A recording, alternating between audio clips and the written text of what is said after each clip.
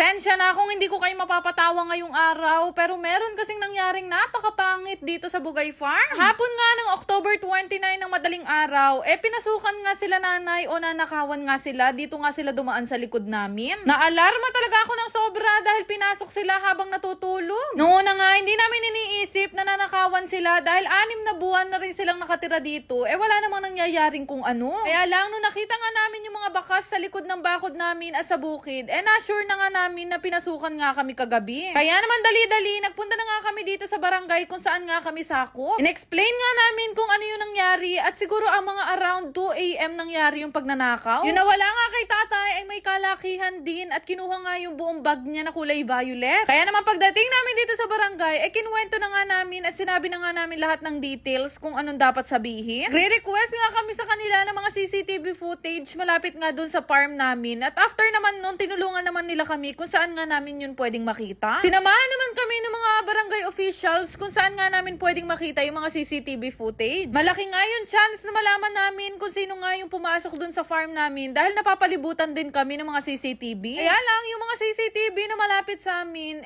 mga nangasira daw dahil nga daw sa bagyo. Kaya naman nawala na rin kami ng chance, pero sabi sa amin ng barangay officials, meron pa daw mga ibang footage na matatagpuan malapit sa amin. Wala nga kasiguraduhan yung pagtitingin namin dito sa CCTV footage.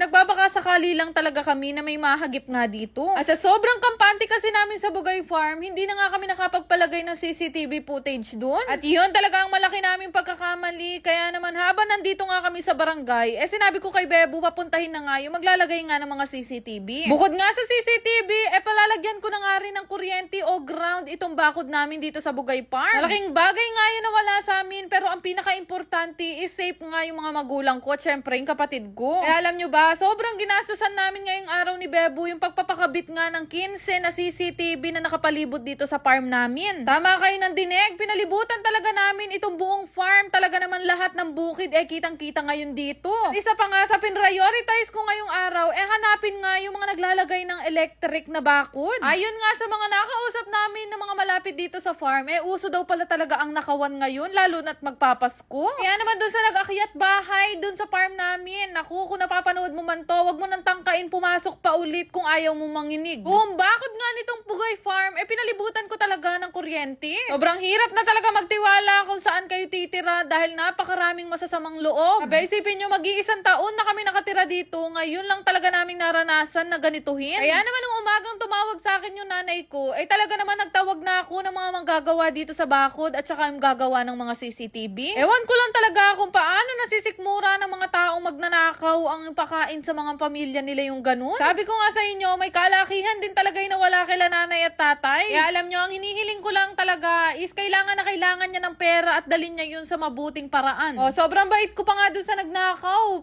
Binlag ko pa to at talagang paaalalahanan ko pa siya na wag nang bumalik kung ayaw niyang makuryente. Buong buhay nga namin, ngayon pa lang nangyari sa amin yung mga ganitong akyat bahay na ganyan. Talagang very traumatizing para sa pamilya namin. Hindi na nga namin hinangad na hanapin pa kung sino man yung nag-akyat bahay sa amin. Ang priority ko na lang ngayon ay safety ng pamilya namin. Mga oras nga na to, siguro alas 11 na nga ng gabi at pinatatapos ko pa talaga sa kanila itong buong bakod at saka yung mga kinsing CCTV. Simula nga kaninang umaga o kaninang tanghali, nandito na nga lahat ng manggagawa. Gusto ko kasi talaga, may ayos lahat ng ipapaayos ko ngayon para hindi na nga ako nangangamba lalo na kapag wala kami dito sa farm. Dito talaga sa Pilipinas, wala nang ka-safe kahit saan kayo magpunta.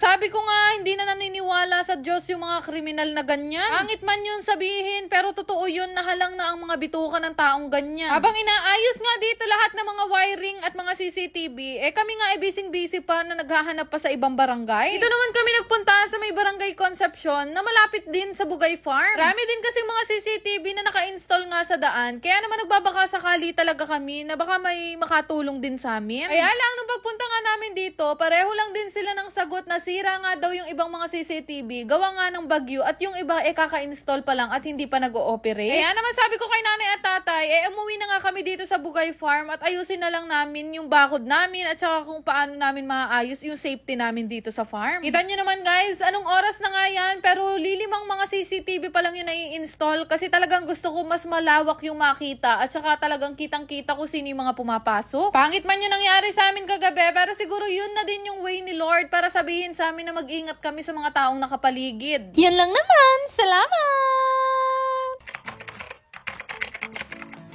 5,575! Galing! Gusto ko lang i-share sa inyo guys itong Amber Game. Gusto nyo laruin guys, yung link ay ilalagay ko na lang sa comment section kung saan kayo magre-register. Alala lang, ito ay para sa mga nakakatanda at mahigpit na ipinagbabawal sa mga bata. Sa mga madaling laro dito na nilalaro ko ay ito nga Super Ace. Pinipindot-pindot ko lang siya guys ng ganyan tapos hindi ko na namamalayan na nananalo na pala ako ng malaki. Siyempre, ito ay libangan ko lamang at nilalaro ko lang kapag kami extra ko. Choice nyo yan guys kung magkano yung ibebet nyo at kung lalaruin nyo to, basta bet responsibly. Yan lang naman. Salamat!